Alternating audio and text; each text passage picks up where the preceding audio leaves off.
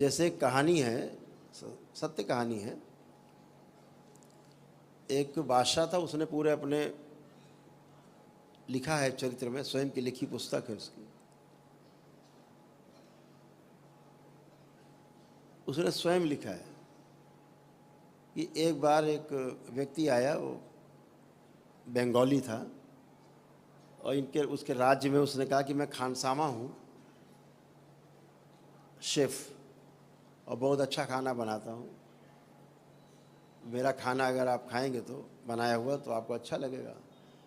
तो उस बादशाह ने कहा कि मेरे ख्याल से जहांगीर का शायद नाम आता है। तो उस बादशाह ने कहा कि ठीक, इनको देखा जाए। तो उसने एक बना करके खाना, सब्जी वब्जी बना खिलाई, तो बादशाह को इतना पसंद आया। उसने कहा, अरे इतना सुंदर और इतना अच्छा बनाने वाला खाना हमने पहली बार देखा, इतना अच्छा भोजन पहली बार किया। तो उसको बादशाह ने अपने रख लिया किचन में, रोज़ बढ़िया बढ़िया व्यंजन बनाकर खिलाता था। फिर जो वहाँ का मुख्य खानसामा था, जो मुख्य रसोइया, उसको बादशाह ने हटा दिया और उसको मुख्य रसोइया बना दिया, बंगाली दादा को। अब बंगाली मोशाय जो थे, वो बाबू मोशाय, वो मुखिया हो गए किचन के। और पहले वाला क्यों चुप बैठेगा, उसकी कुर्सी छीनी। उसने कहा, करता क्या है, बनाता क्या है, छुपा के लाता है, छुपा के बनाता है, करता क्या है। कहा, इसका पीछा करो। अपने लगाए कुछ उसने दाएं बाएं वाले, खुद भी लगा। तो एक दिन उसने देखा कि प्रातः काल वो ब्रह्म मुहूर्त में जाता था, उस तालाब के किनारे पहुंचा। बाबू मोशाय जो थे, बंगाली दादा, ये सब छुप के देख रहे थे। उसने वहाँ जा कर के मिट्टी उठाई और तालाब में आह्वान करके फेंक दिया। तो उस तालाब में से बहुत सारे सर्प, नाना प्रकार के रंग बिरंगे सर्प निकल पड़े, हजारों सर्प निकल पड़े। वो अपना जैसे तालाब में सिंघाड़े तोड़ते हैं, कुछ और पानी की चीज़ें तोड़ते हैं, ऐसे वो पकड़ लेता था सर्प को। 8-10 पकड़े, ऊपर से मुंडी काट दी और छील दिया, और अंदर का गंदगी साफ करके, छील के साफ करके मांस, और एक पोटली में बंद करके ले आया। बाकी सब उठा के, बाकी सर्प, फिर उसने मिट्टी पड़ के मारी और सारे सर्प वापस। वो चला गया। पीछे जो लगे हुए थे, उन्होंने फटाफट जो छीला काटा था, उसने बाहर पड़ा था, वो सब उठाया पोटली में और सब लेके चले गए। जब भोजन बना और बादशाह के सामने परोसा गया, तो जो पहले वाला खानसामा था, मुख्य खानसामा, मुख्य रसोइया, अब वो केवल रसोइया बन गया। तो उसके अंडर में था। वो चिल्लाया, महाराज, प्रभु, बादशाह हुजूर, खाना मत, ये खाने लायक नहीं है। क्यों? तो उसने कहा कि तुम जलते हो इससे, इसलिए कह रहे हो, तुम ईर्ष्या रखते हो। कह, नहीं, देखिए बादशाह हुजूर, ये इसने रख दिया पोटली खोल के, ये छील छाल के फेंका है, और ये आप खा रहे हो तो सांप है। तो उसने बुलाया मुख्य रसोइया को। उसने कहा कि तुमने ऐसे किया, बताओ, नहीं तो सर कलम हो जाएगा। उसने कहा, हाँ महाराज, ऐसे किया हमने। बोले, आज तक सर्प खिलाते रहे और ऐसे ऐसे करते हो, इतने सर्प एक साथ कैसे बुला लेते हो?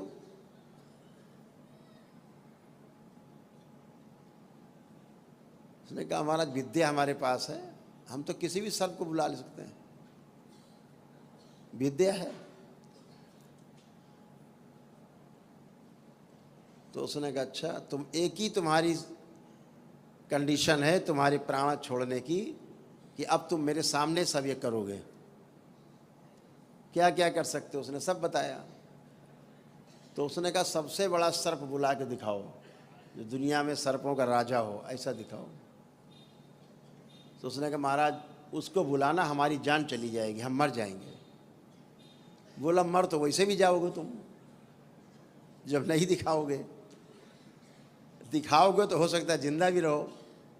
कार्यक्रम हुआ, जद्दोजहद हुई, या मर तैयार हो गया, मरता क्या ना करता। एक पहाड़ थी, पहाड़ से करीब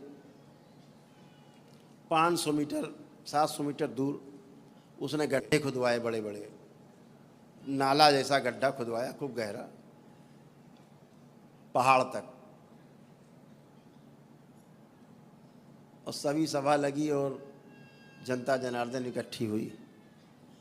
तो उसने कहा हम आपको सर्प दिखाते हैं। तो जब उसने आवाहन किया तो तमाम प्रकार के सर्प आते थे जाते थे, आते थे जाते थे, आते थे जाते थे, वापस पहाड़ों की तरफ आते थे चले जाते थे। हजारों प्रकार के सर्प देखे। तो उसने कहा इन सर्पों का राजा भी तो दिखाओ। उसने कहा महाराज ये छोड़ दिया जाए। कहा नहीं, दिखाना पड़ेगा। तो उसने कहा बंगाली दादा ने कि एक शर्त है, क्योंकि हम मर जाएंगे पक्का है। वो आया और हम मरे, ये पक्का है। क्योंकि जो हुआ ये था कि जो नाली खोदी गई थी उसमें दूध भर दिया गया था, खूब पूरा दूध से लबालब भर दिया गया था।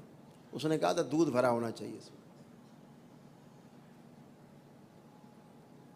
और कुछ खील होती है, वो दीपावली में प्रयोग की जाती, धान की खील बनती है, वो डाली गई थी। क्योंकि सर्प को धान की खील बहुत पसंद है। दूध नहीं पीते, दूध पीना पसंद नहीं। दूध पी के तो सर्प मर जाते हैं। इसीलिए नाग पंचमी में सबसे ज़्यादा सर्पों की हत्या हो जाती है, सर्प मर जाते हैं दूध पी के।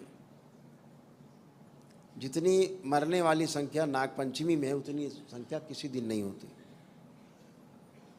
तो क्या हुआ कि वो आखिरी में मरता क्या ना करता। तो उसने बादशाह से कहा कि एक शर्त है, तो हम उस सर्प के राजा को बुला सकते हैं, क्योंकि हम तो मर जाएंगे। तो फिर तो बोले एक ही शर्त है कि जब हम मर जाएं तो यहाँ पर पहले उस एक तेल का बड़ा कढ़ाई रखा दिया जाए, बहुत बड़ा कढ़ाई। एक भैंसा रखा जाए, बहुत बड़ा भैंसा, ताकतवर भैंसा। और जब मैं मर जाऊं तो भैंसे का पेट फाड़ दिया जाए, उसके अंदर से सब निकाल दिया जाए और हमको उसके अंदर डाल दिया जाए भैंसे के पेट में, और सिल दिया जाए। और फिर उस भैंसे को उठा करके उस कड़ाह में तेल में ऐसे रखा जाए, उसी में डूबा रहे वो भैंसा। बोले फिर क्या होगा। बोले फिर मेरी बहन रहती है बंगाल में, उस तो मैं मुझको बहन आ करके मुझको जिंदा कर सकती है, उसके ये शक्ति उसके पास है। हम भी कर सकते हैं। बोला उसने कहा कि हम भी कर सकते हैं जिंदा, लेकिन हम तो मर ही जाएंगे, तो अब जिंदा कैसे करेंगे। तो मेरी बहन कर सकती है। पता लिखाया, व्यवस्था की गई। तो उसने आह्वान किया तो सामने से पहाड़ जो है में दरार पड़ी, पहाड़ में फटा थोड़ा सा, और उसके बीच से एक सर्प निकला, बहुत मोटा ताज़ा सर्प। और उस सर्प के ऊपर एक छोटा सा सर्प बैठा हुआ था, यानी वो चल नहीं रहा था। उस सर्प के 3 फन थे, 3 फन का सर्प जो बैठा हुआ था। और जिस सर्प बैठा हुआ था वो सर्प चल रहा था, वो केवल बैठा था उस पर कुंडली लगाए। और जैसे उसने आकर के दूध में फुफकार मारी, क्योंकि वो दूध में ही खड़ा था, दूध में कमर तक खड़ा हुआ था। और जैसे दूध में फुफकार मारी, दूध खौला और वहीं वो काला पड़ गया और उसकी मृत्यु हो गई। ये लिखा हुआ है। तो उसको जैसे उसने कहा था वैसे ही बंद किया गया भैंसे के पेट में, तेल भी रखा गया। फिर उसकी बहन आई महीने खाड़ में, 1.5 महीने में वहाँ से। फिर उसने आकर के उसको दोबारा से जिंदा किया। तो विधियाँ तमाम हैं, बहुत विधियाँ हैं। हमारे ऋषि मुनियों ने कुछ छोड़ा नहीं, सब करके डिब्बे में बंद करके दे दिया हम लोगों को। हम लोग डिब्बा ही नहीं खोलना जानते। अब डिब्बा ही नहीं खोलना जानते तो क्या जानोगे। तो ऐसी ऐसी तंत्र विधियाँ हैं कि, लेकिन विधियाँ हैं। अब अगर सोचते उसको भैंसे के पेट में ना रखा जाता, उसको ना तेल में रखा जाता, तो मर जाता। उसकी बहन भी कुछ नहीं कर सकती थी। तो ऐसे ही जब समान वायु पूरी बाहर हो जाती है, प्राण वायु भी बाहर हो जाती है, यानी प्राण निकल जाते हैं, उसके बाद भी अगर उदान वायु थोड़ी सी 25% तक बाहर निकल जाए तब भी आदमी को जिंदा रखा जा सकता, किया जा सकता है। अगर उदान वायु पूरी निकल गई, व्यान वायु निकल गई, अपान वायु भी निकल गई, तो फिर उसे जिंदा करना थोड़ा मुश्किल काम है, उसके लिए बहुत बड़ी व्यवस्था है। और फिर अगर आदमी की उम्र पूरी हो गई है तो उसको जिंदा नहीं किया जा सकता। ईश्वर के यहाँ से विधान है, अगर अकाल मृत्यु है तो ही उस पर ये सारी प्रक्रिया की जा सकती। पूछते हैं गुरु जी, सब लोग पूछते हैं गुरु जी, सब लोग पूछते हैं गुरु जी कैसे जिंदा उसका देते, तो हमने आज उसका रहस्य बता दिया आपको, ऐसे जिंदा हो जाता।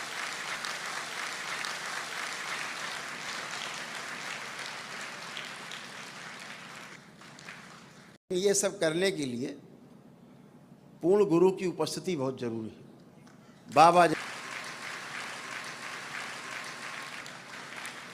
माँ जैसी शक्ति, गुरु माता जैसी शक्ति, बाबा जैसे पूर्ण गुरु आवश्यकति